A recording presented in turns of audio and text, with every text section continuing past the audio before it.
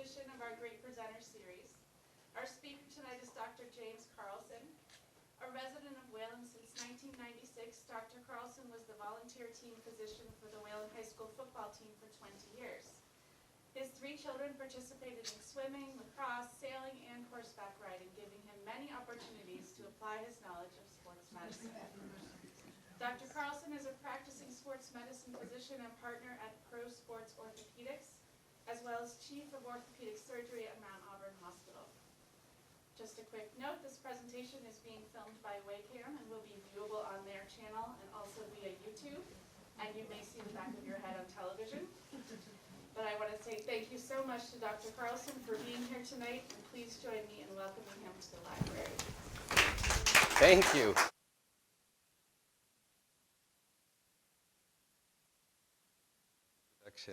It seems like yesterday that we moved to Wayland. Time goes by very, very quickly. I was asked to give a talk to describe a little bit about what I do and what I've been doing for the last 25 years. I'm a sports medicine surgeon, a sports medicine orthopedist, and I'll sort of take you through a little bit of my experience and about what I do day to day.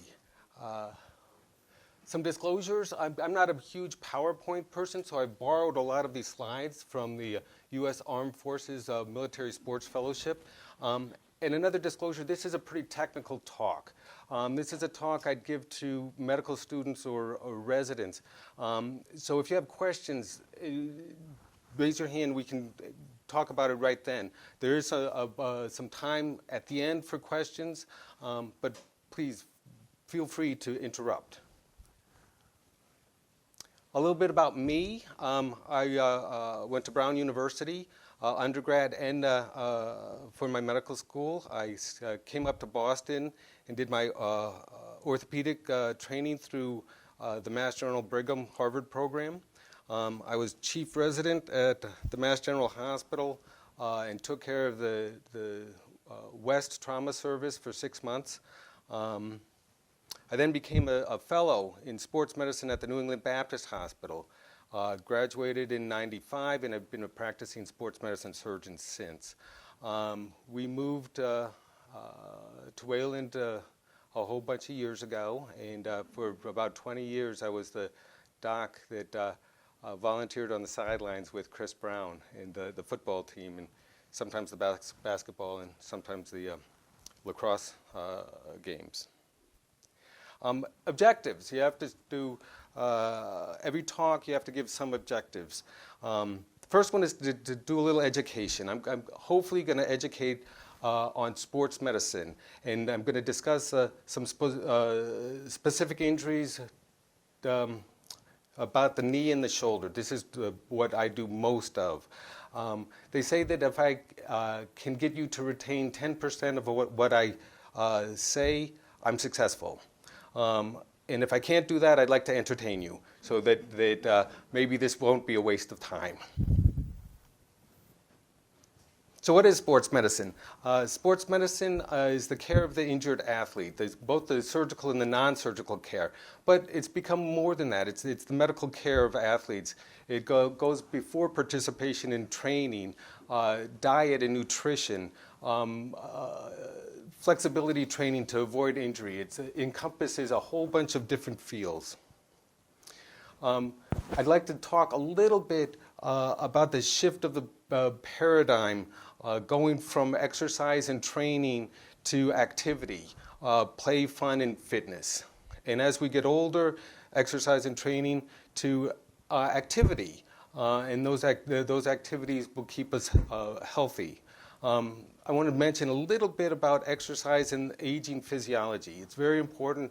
Everybody's concerned about it, and it's what I deal with the older athletes, the older sports medicine. It's important because as we get older, a whole bunch of things decrease. You know, we lose muscle mass, we lose strength, we lose power, endurance, contraction velocities. There's a whole bunch of things that we lose. We don't gain very much. Things decrease. Our aerobic capacity decreases. Our cardiac function decreases, and the list goes on. our proprioception, which is our balance, gets worse. Our insulin sensitivity goes down. We become diabetics as we get older. Our bone mass goes down. And then the soft tissues get a little less flexible. So here it is. Use it or lose it. Things to know. If you're sedentary, you're going to lose muscle mass. 6% per decade loss in lean body mass. Aerobic activity is not sufficient to stop this. You need weight training. You need resistance training to overcome the loss. Balance and flexibility are important. As Herb has written in his book, you have to stretch, you have to exercise. Use it and you lose less of it. Resistance training is what you want to do. You can increase your lean body mass by 1 to 3 kilograms and your muscle fiber area 10 to 30%. So what is exercise?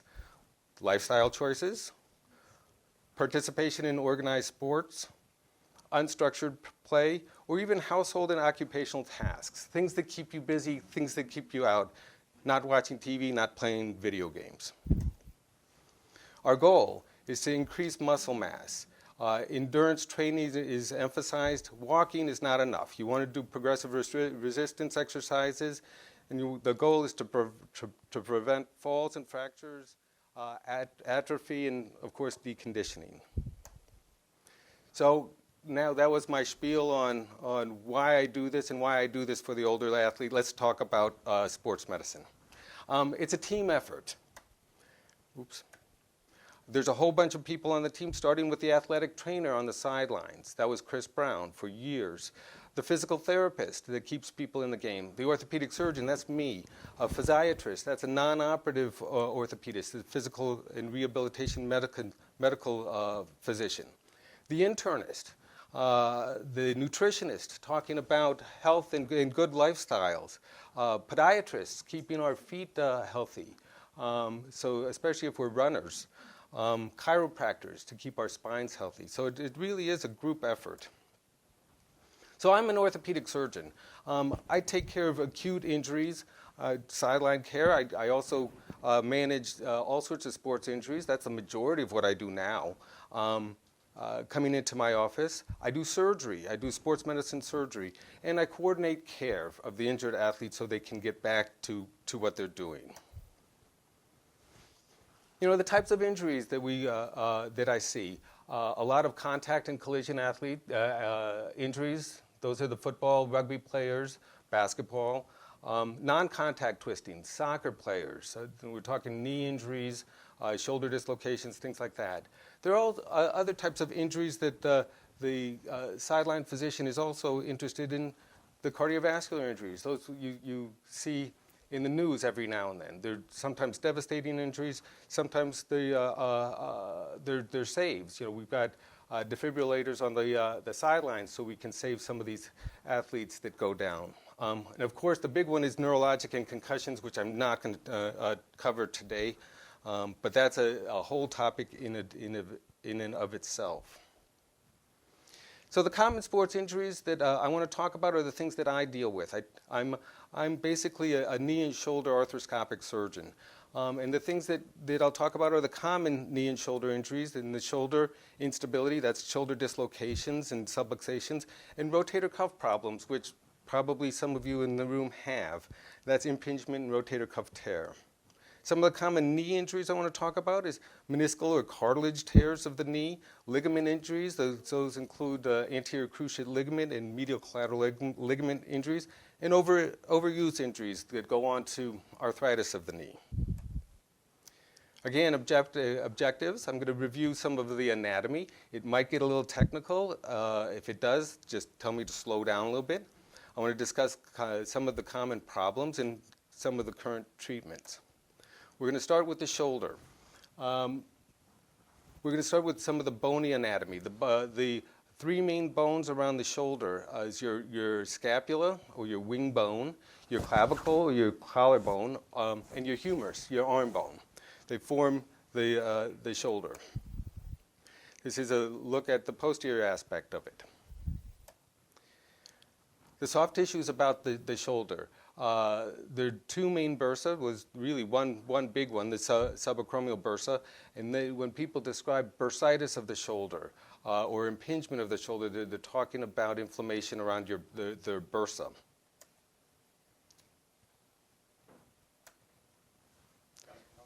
What is bursa? What is it supposed to do? Sure. So bursa, it comes from the Latin for pocket. Like the bursar's office in the university, they're the deep pockets. They're the ones that hold the money. So in the body, a bursa is a potential space. It's not a real space. It's picture two surfaces with a little bit of slime in the middle, and that slime lets the surfaces glide. So if you go over your elbow and you take your skin and you move it around, the reason your skin can move very freely over that bone is because there's a bursa there. So if you fall down and you hit that bursa, what happens? It swells up. You get a bursitis. If it gets infected, you get an infected bursitis or septic bursitis. And the other big bursa around the knee or around the body or the knee. So there's one right over your kneecap, so you can wobble that skin around. And again, the same thing will happen. And in the shoulder, it's a particular problem because when swelling happens, it gets stuck. So swelling will get stuck between the two bones, and bursitis will cause a horrible pain that then gets worse when you bring your arm up this way. We'll talk about it a little bit more in a few minutes. Let's talk about the joints of the shoulder. The acromioclavicular joint, or the AC joint, it's the joint in front of the shoulder. The glenohumeral joint, that's the ball and socket joint. The glenoid is the socket part of the scapula, and the humerus, of course, is the arm bone. The sternoclavicular joint, that's what connects your collarbone to your chest. And then there's not a true joint, but a soft joint called the scapulothoracic joint. That's where the muscles of your wing bone, your scapula, glide over your chest in another bursa, in your subscapular bursa, allowing the shoulder to move. The glenohumeral joint is a special joint. It's a very shallow joint. Some people describe it as a golf ball in a tee, as opposed to a hip joint, which is a ball in a socket. Because it's a golf ball in a tee, it's inherently unstable, and this is why you hear about shoulder dislocations. The beauty of a golf ball in a tee is that there's a lot of motion. So the shallow joint, a shallow socket, allows the shoulder huge amounts of motion that you can't do with your hip or your knee. In the glenohumeral joint, there's stabilizers. There's static stabilizers and dynamic stabilizers. The static stabilizers are the soft tissues. They're the ligaments, the labrum, the capsule. These are the fibrous tissues that hold the joint together. If you look at, say, a chicken bone or so, and you're pulling the chicken bone apart, what holds that joint together are the static stabilizers. There's the dynamic stabilizers that cover them. They include the muscles, the rotator cuff muscles that are beneath the pectoralis, the deltoid, and the latissimus muscles. I talk with my patients very often about the things they can control and things they can't control. They can't control their static stabilizers. When they're torn, they're torn. And if that's a problem, then somebody like myself has to fix it. They can control their dynamic stabilizers. The more exercise you do, the stronger your muscles, the more stable your joint. And that's true for any joint. Shoulder motion. We describe it in different positions. In flexion, that's going forward. In extension, going backward. Abduction, going out to the side. Adduction, coming in towards the body. Rotation, internal, so you can scratch your back. External, so you can reach out sideways. And then here's some diagrams of the motion of the shoulder. But of course, something this complex goes wrong. The muscles that surround these. For my talk, we'll talk about the big muscles, the external muscles, the deltoid, the trapezius, the big muscle on top of the shoulder, the pectoralis, that's your chest muscle, and the latissimus, big back muscle. And then the internal muscles, those are the rotator cuff muscles and the biceps. Here's a back view of that and a front view. this is where the action is. This is where people get hurt. This is where I do most of my, my work during the day. These are the rotator cuff muscles. These are 4 muscles that take origin off the scapula. And they form, muscles form a cuff of tendons that encapsulate the shoulder joint. And the most superior, the highest one, is called the supraspinatus muscle. That's the one that gets torn most often. When people say, oh, they have a rotator cuff tear, 95% of the time, it's a supraspinatus tear. Just to mention x-rays. You know, when you go see your physician, they'll take an x-ray of your shoulder. There's a lot of action in this. This is a 2-plane representation of a 3-dimensional structure. So there's a lot of overlying anatomy here. Let's talk a little bit about the problems that can happen with the shoulder. Instability. Again, the joint is inherently unstable, a golf ball and a golf tee. When somebody falls, particularly on an outstretched arm, their arm can be levered out of socket. When that happens, they have a deformity of their shoulder. You know, this shoulder is normal, this one is down out of the socket. Most commonly happens in an abducted, externally rotated, yeah. The right shoulder there has kind of almost like a protuberance on it? Yeah. Yeah, so that protuberance right here is this right here. Okay. So the ball has been slipped down and everything has been shifted this way. So the head of this humerus is right here. The head of this humerus is right here. I thought the head of the humerus might be that bulge. No, that's the tip of the acromion, or the top of the shoulder. So, of course, the acute findings are deformity and pain. These people are not very happy. And you want to put their shoulder back in socket really as soon as you can. On the field, if you can do it. You know, it's fairly easy to do when it acutely happens before the muscles go into spasm. It's a little harder to do half an hour later when the muscles are in spasm. Those are shoulders that sometimes need to be have the patient sedated and then reduced more with traction techniques. So what happens in a shoulder dislocation? Unless the patient is constitutionally ligamentously lax, meaning a gumbo type person, things tear. And the most common thing to tear is the capsule of the front of the shoulder. The shoulder comes out forward and it tears the capsule up front. Along with the capsule, the labrum can be torn. What happens if it doesn't heal, and it doesn't heal half the time, is that people get recurrent instability. Recurrent instability is when the shoulder comes out of joint again, or it subluxes. People reach and they feel their shoulder come out of joint. Also, what can happen when a shoulder dislocates is you can have what's called an impaction fracture or Hill-Sachs deformity on the ball part of the shoulder. So a shoulder comes out of joint, tears the front capsule, and then you get a little impaction fracture in the posterior aspect of the humerus. If it's big enough, that causes a fixed dislocation a little bit beyond this talk.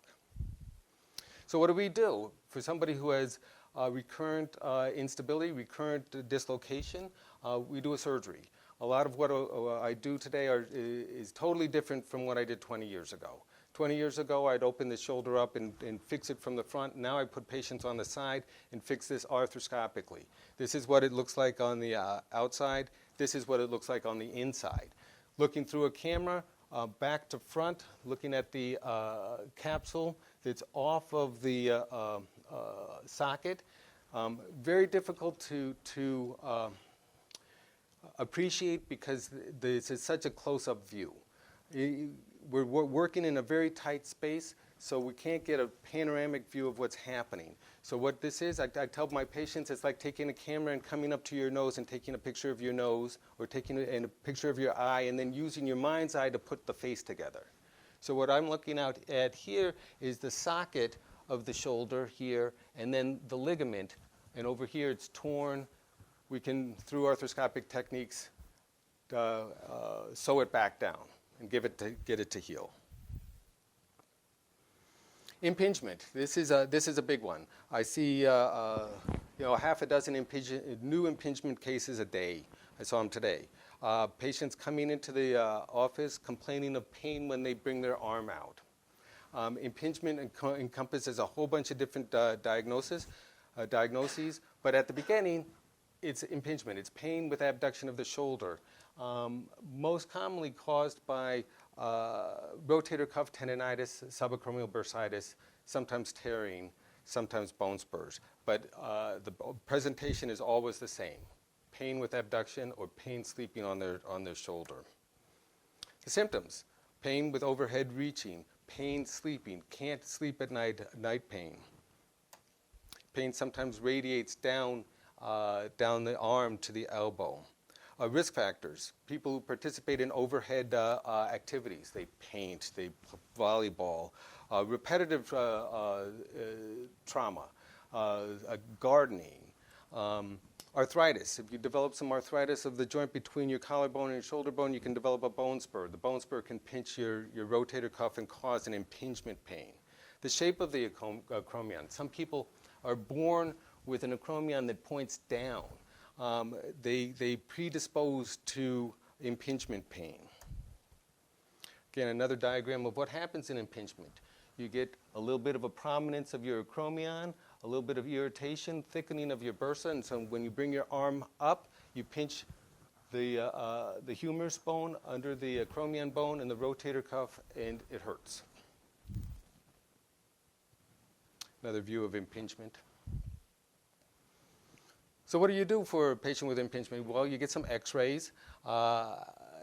Sometimes you get an MRI, and the MRI will help visualize the rotator cuff and the bursa, the area of where the impingement is, and sometimes the bone spur.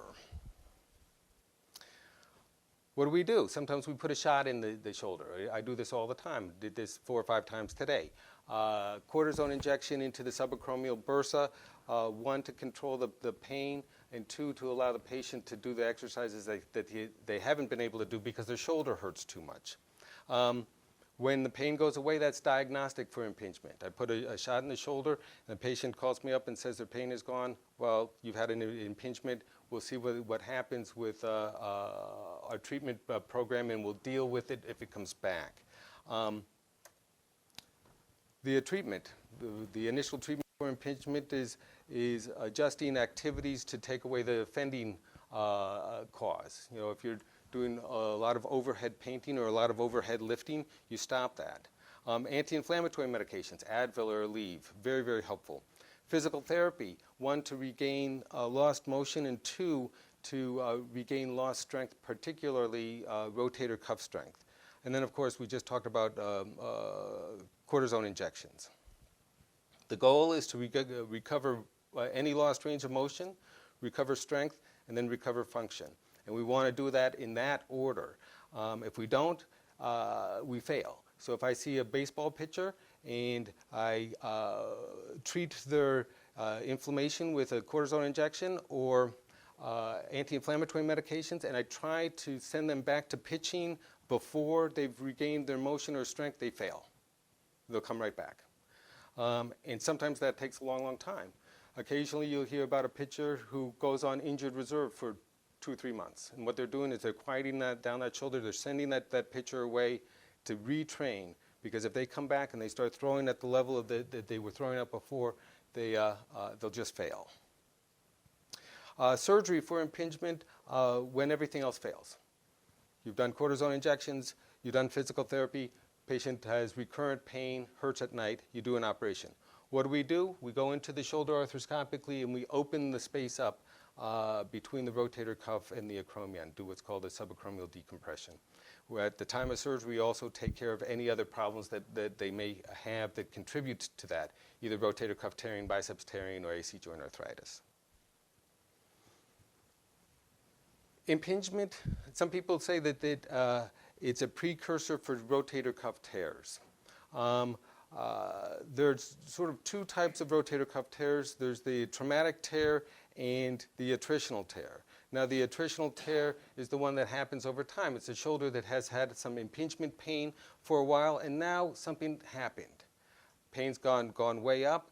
It's starting to hurt more. Maybe it's popping or clicking. The shoulder is getting weak.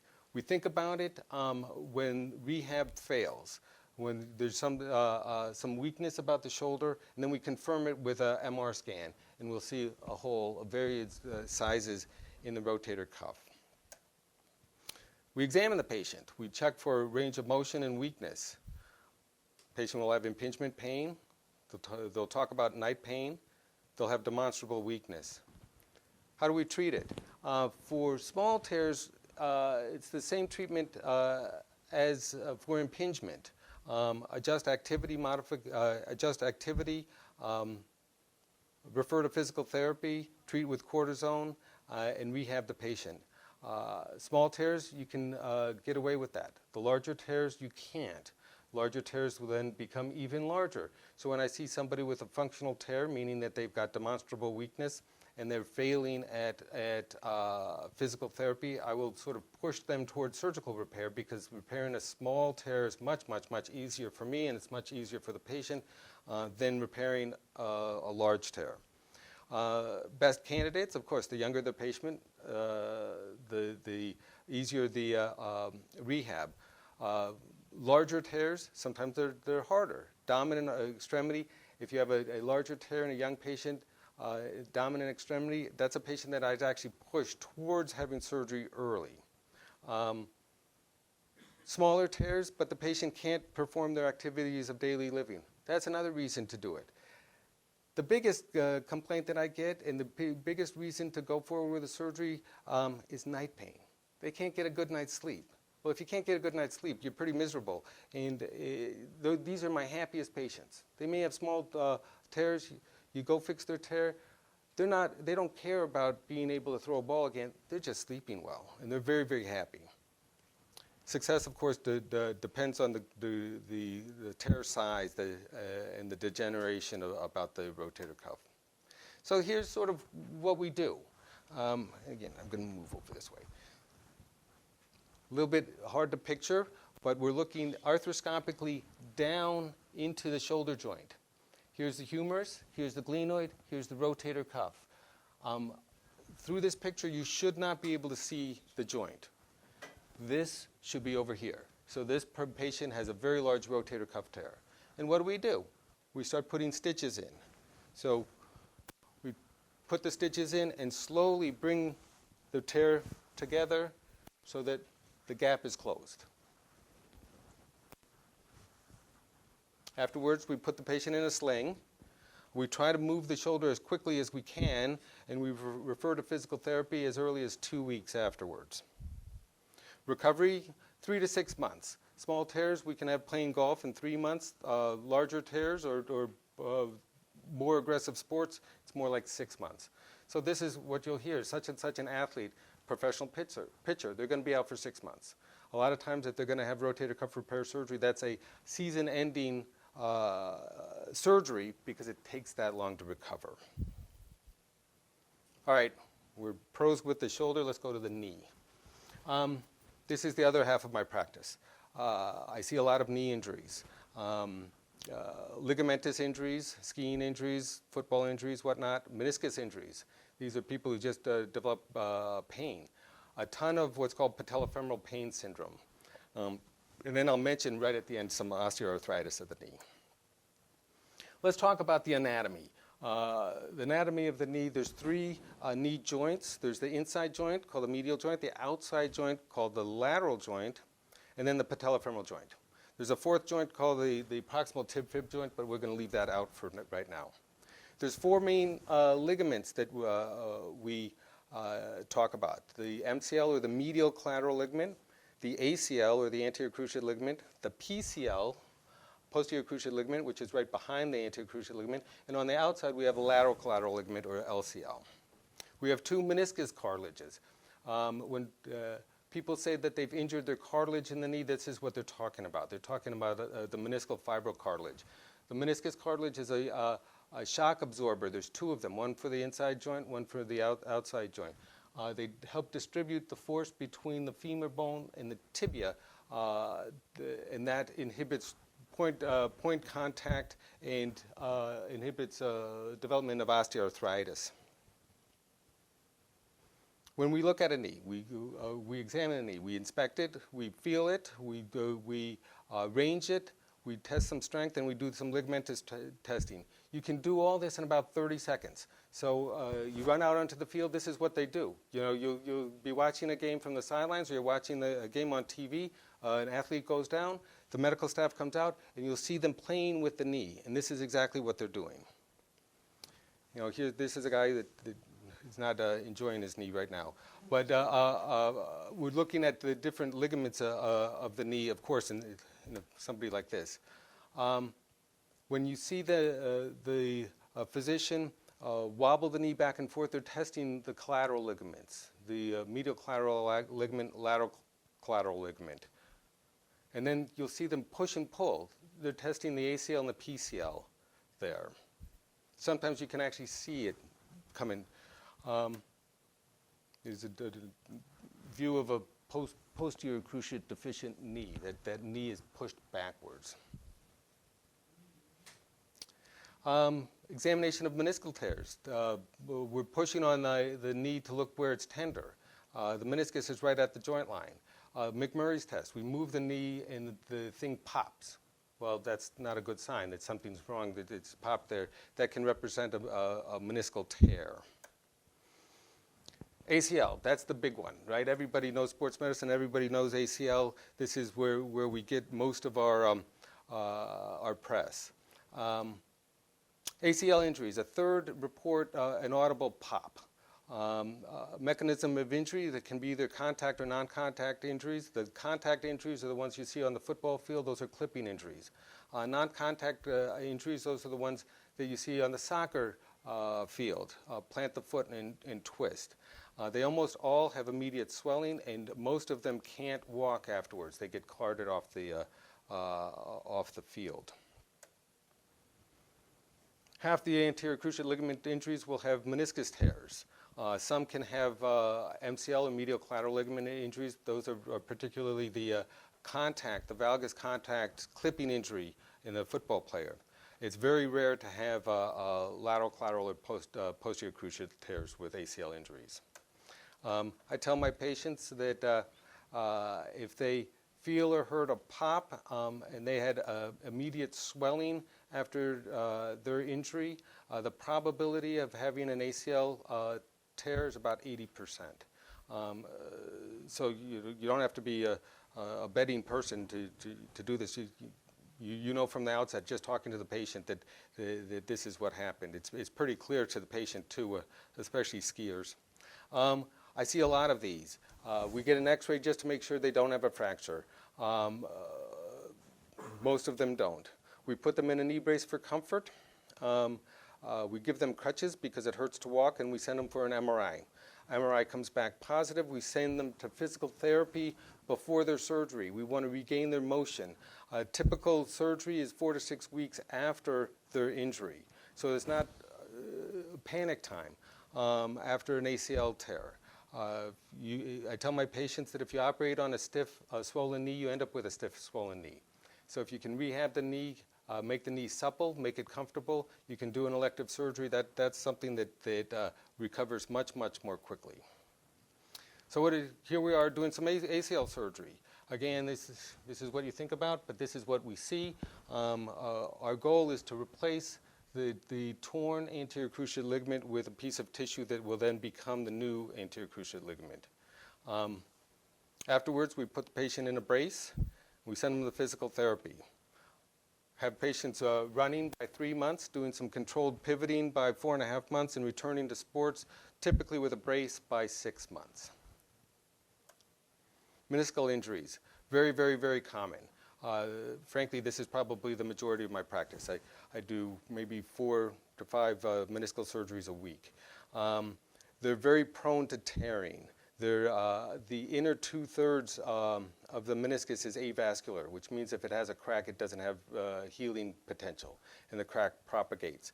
There's 2 types of tears. There's attritional tears and traumatic tears. The traumatic tears are what we see on TV. Those are the clipping injuries, the big things. The attritional tears are what I see in the office. People come into my office and say that their knee started hurting. Maybe they jogged across the road or something like that. Meniscus itself has a minimal innervation. There's no nerve endings in the meniscus, so the tear itself doesn't hurt. Patients complain because the tear gets caught and gets pulled. The analogy I tell my patients is like hair. Hair has no nerve endings. You can do whatever you want to hair. But if there's a knot in there, there's gum in there, and you pull, it hurts. So what do? You take the knot out, you take the gum out, it doesn't pull anymore, it cures the problem. And that's the majority of the meniscus that I take care of. It's a tear, a smaller tear in the avascular part of the meniscus, and the majority of the time I take the torn piece away. The lateral meniscus is less firmly attached, so it doesn't tear quite as often as the medial side. So again, the function of the meniscus is to absorb shock, to distribute force across the knee in order to decrease cartilage wear, and that's articular cartilage wear. Meniscus tears come in all shapes and sizes. Frankly, most of them are complex. There's more than one type. It's the flap tear, the inverted flap tear, that caused the most of the problem because people complain of popping, clicking, snapping, and catching in the knee. A big tear like this, a bucket handle tear, can lock up a knee. I'd say, every month, every other month, somebody comes in and they can't straighten their knee. They twisted their knee, they can't straighten their knee, and the reason they can't straighten the knee is because a portion of the meniscus tore and is locked up in front of the knee. So we talked about traumatic and degenerative tears. You can have swelling, not all the time.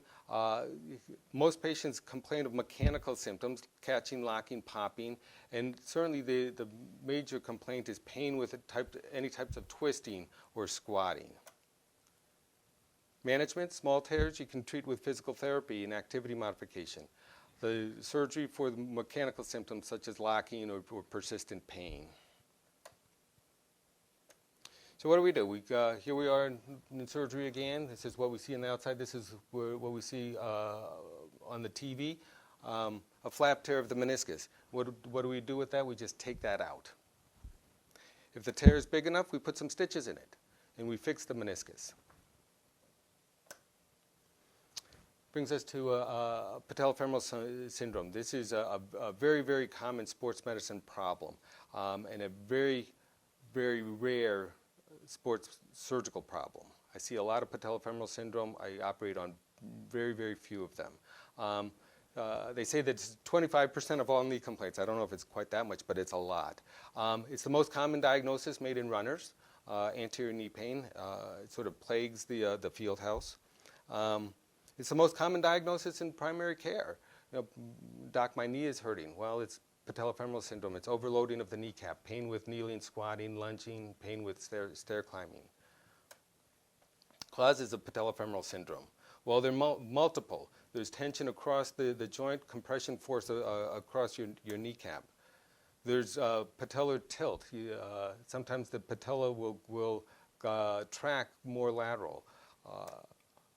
There's the anatomy. It happens more in women than men because the knee angle in women is greater than men simply because the pelvis is larger. And then there's the tissues around the knee that can be tight one way or the other, causing distribution of forces to go one way or the other. The presenting complaint, of course, is diffuse anterior knee pain. Much worse with stair climbing, prolonged sitting or squatting, or what they call a theater sign. A theater sign, all that is means that if you have anterior knee pain after 2 hours of sitting in one place, there's the definition of Patellofemoral Syndrome. Occasionally have instability, the kneecap coming out of joint. For patients who have knocked knees, the symptoms can be bilateral. Both knees are hurting. Swelling is generally absent. These are just painful, achy knees. And most of the time, there's no trauma. Again, it becomes the goal of physical therapy is flexibility treatment, because there's tight retinaculum tissues on either side of the knee, tight iliotibial band, the tissue that goes down the lateral side of your knee, the quadriceps muscle is tight, the hamstrings are tight, Achilles tendon is tight. The goal of physical therapy is to loosen it all up. If you can loosen it, you decrease the pressure, you decrease the pressure, you decrease the pain. Management, again, you do this in stages. You want to decrease the pain by changing activities. Once the pain is gone, you do some flexibility training and quadriceps strengthening, and you include core muscle strengthening and hip strengthening. There is a role for anti-inflammatory medications. There is a role for orthotics for patients who hyperpronate in their runners, and sometimes patients using knee sleeves for certain activities such as tennis. Finally, let's talk a little bit about the ultimate overuse, which is osteoarthritis of the knee. Osteoarthritis is a wear and tear of the articular cartilage of the knee. Happens more on the inside of the knee than the outside of the knee. Here's a representation of a narrowing of the inside of the knee compared to the outside. When that goes down to zero, that's called bone-on-bone arthritis. Bone-on-bone arthritis is a pretty disabling condition, and those are patients that ultimately end up with surgeries. Treatment of osteoarthritis. There's non-pharmacologic. Weight loss is the big one. Exercise and strengthening of quadriceps muscle, that's a big one. Sometimes some medicines, anti-inflammatory medications, Advil or Aleve. The supplements, glucosamine, chondroitin sulfate, and occasionally injectables. The injectables include cortisone, visco supplements. Some people have heard of Euflexa or Synvisc or something like that. The new injectables are PRP and stem cells. Alternative therapies, acupuncture, dietary supplements, and finally some surgery. People ask me all the time about arthroscopy for osteoarthritis. I tell them it doesn't help. The only role for arthroscopy in an arthritic knee is to treat mechanical symptoms. If somebody has an arthritic knee and complains of popping, clicking, catching, I can tell them I can help that part of it. I can't help the pain part. So if it's mostly pain, you don't need an arthroscopy. If it's mostly catching, locking, I can fix that. If it's pain, the only surgeries to do are replacements. You can do either a unicondylar replacement or a total knee replacement. Again, arthroscopy with lavage and debridement really does have no benefit aside from some meniscal work or loose bodies. And knee replacement surgery, either a portion of the knee called unicondylar replacements or partial knee replacements, or of course the total knee replacement for people who have a full osteoarthritis of the knee. And here I'll open it up to a bunch of questions. Now you know what I've done for the last 25 years, all in an hour. Could you go back about 3 slides? Sure. The treatment list. Sure. From your perspective, when you're treating people, do you use some priorities and effectiveness rates for the pharmacological measures? Sure. I see this problem all the time. Patients come in with painful knees, and they'll be early arthritics. They won't even know. I'll get an X-ray, and the X-ray will show some joint space narrowing. I'll say, well, you have arthritis, and the patient will say, well, how can I have arthritis? I didn't do anything. Well, it's something that started 20 years ago, and it's just now becoming symptomatic because you're doing more stair climbing. You've been some kneeling and squatting. Maybe you've taken up an exercise program. So I go through the primer on the treatment of osteoarthritis of the knee, which goes all the way from ignoring it, which is what people typically do at the beginning, to getting a total knee replacement. And everything else is in between. And you start early on with intermittent use of anti-inflammatory medications. That's the treatment of a painful, achy knee. to weight loss and exercise. You know, you go see your doctor and your doctor says, oh, you've got to lose 10, 20 pounds and you have to go to the gym and build up your muscles. They'll send you to physical therapy. When that fails, then you start the next level of treatment. Most patients will do the supplements, glucosamine chondroitin sulfate and or fish oil and or latest greatest is turmeric. You know, people who are trying these anti-inflammatory supplements. A lot of times, by the time I see a patient, they've already tried these things. Their internist has sent them to physical therapy. They failed physical therapy. They've tried all these things. What's the next step? Well, then I tell them it's the injection therapies.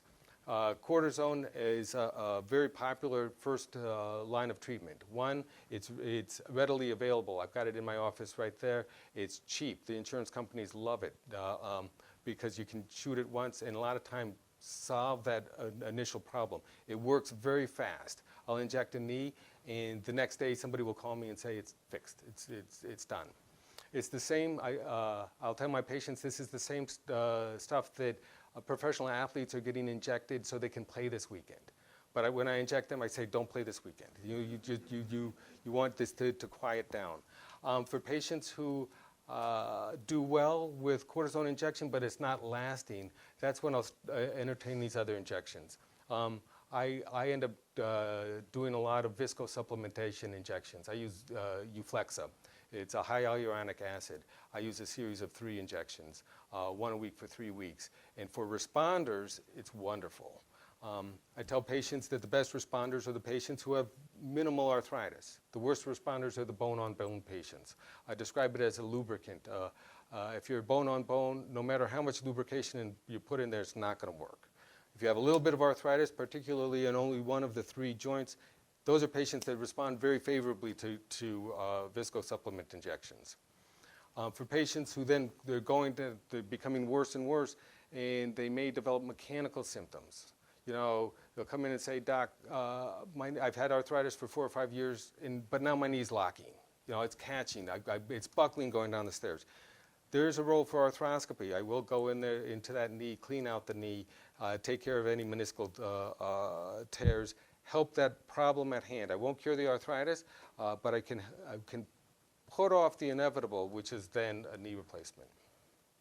I don't know if that answers your question. But questions? Bob? Did you say this or one of the other injectables for patellofemoral stuff with any success? I do, and I have had success for it. It's really, so that's patellofemoral syndrome caused by what's called chondromalacia or early arthritis, not patellofemoral syndrome caused by maltracking or something that's too tight. If it's too tight or malaligned, then the Synvisc won't work. If it's a friction problem, if it's an arthritis problem, then the Synvisc will work. Just a comment on what I just mentioned. It's chondromalacia of the patella. I'll have patients who come in and I'll say, well, you have osteoarthritis of your kneecap joint. And they'll say, oh, no, I've got chondromalacia. Now, it's the same thing. You know, we use the term chondromalacia very often because a lot of times when we use the term osteoarthritis, people they don't like it. They'll stop listening to you right there because they'll think, oh, my gosh, I've got osteoarthritis of the knee. So we say chondromalacia, and then they'll ask what that is, and I'll say, well, it's a very fancy term for, you know, chondro is cartilage, malacia is softening of the cartilage, which by definition is osteoarthritis of the knee. But it's sort of the same thing, but then you don't get the glazed over eyes. Yeah. Just what's your experience in terms of the time frame for somebody with the osteoarthritis before they go through all of these? Sure. To the point where do they all eventually get to the surgery? No, that's a great question. And the best answer to that is to look at your parents, look at your genes. If you tell me that your parents both have had knee replacements and your uncle had knee replacements and your brother just had a knee replacement, well, you know, you're going to get a knee replacement pretty quickly. Everybody's different. The quality of the cartilage from person to person to person is different. I tell patients it's like the tires on your car. You know, there's Michelin's and there's, I used to say Dunlop, but I think Dunlops are pretty good tires. Acme tires, you know, and they wear at different rates. Now you can control some of the wear, right? If you're overweight, well, that's not it's like having a pickup truck full of rocks. You know, you want to get rid of the rocks, take the load off your tires will last longer. Again, a tire analogy. You don't want to drag race with your car. If you drag race, your tires are only going to last a couple seasons. If you use your car to go shopping once a week, your tires are going to last a lifetime. That's not an excuse to be sedentary, right? It's a reason to be smart.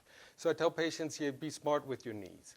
Another fortunate thing is that as we get older, and I can say this now because I'm older, we do less.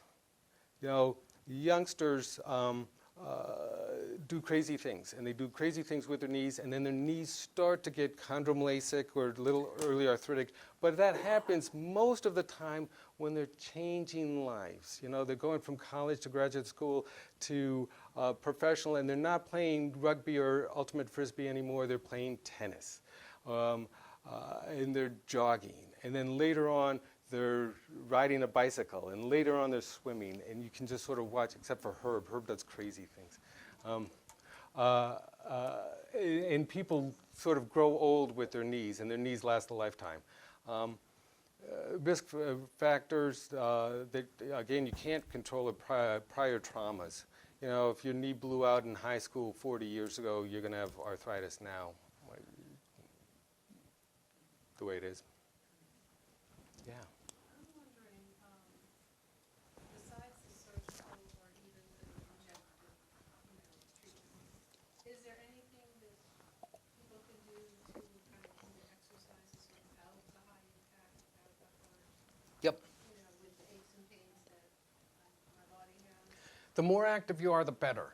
You know, your bones and joints like motion, right? You don't like, you know, you'll lose muscle mass. Things will get stiff if you don't move. So the simplest thing is flexibility training. I've become more appreciative of like Tai Chi, motion exercises, yoga. I wish I did more yoga. Awesome. You don't have to go out and pound the pavement to get a good exercise. A little bit of exercise every day is much, much better than a lot of exercise once a week. I tell my patients that all the time too. It's the weekend warriors that get into trouble.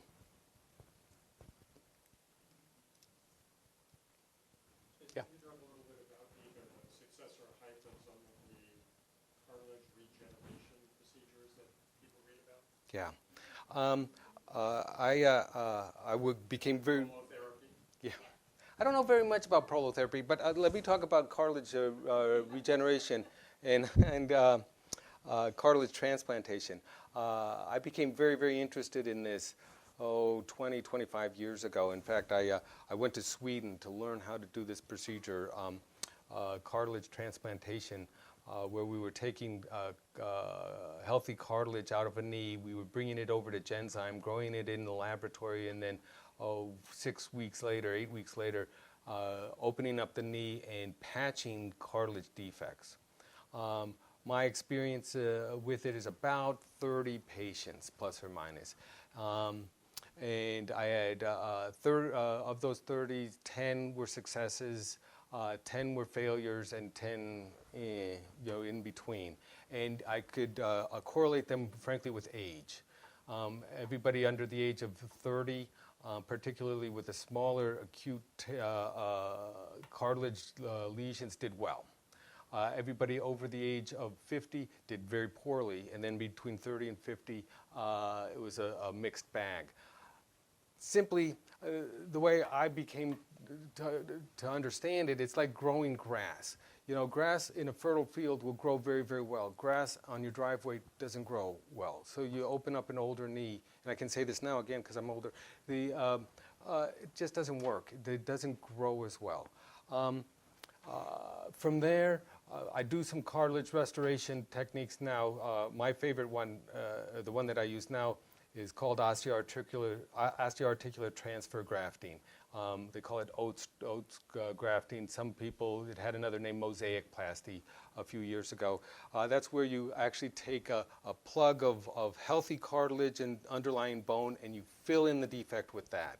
It's good up to a defect less than about 2 square centimeters. Bigger than that, there's not enough cartilage to play Robin Hood. But fortunately, most of cartilage lesions are smaller than that, and you can do that. It's still a big operation, and it involves a cut and opening up the knee.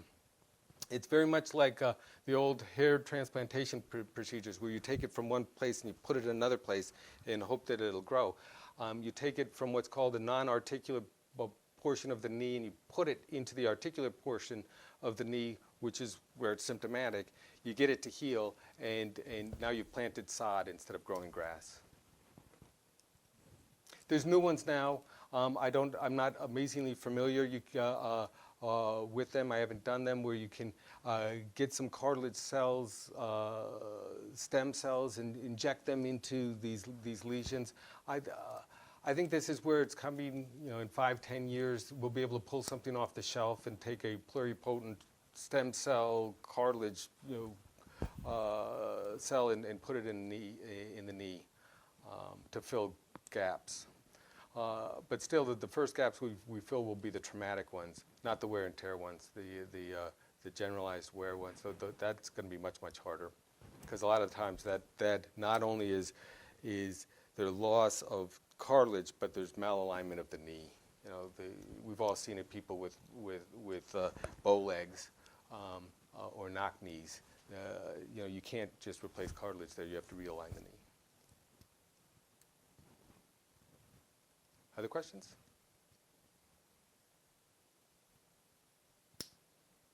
Tom Brady going to stay? All right. Well, thank you very much.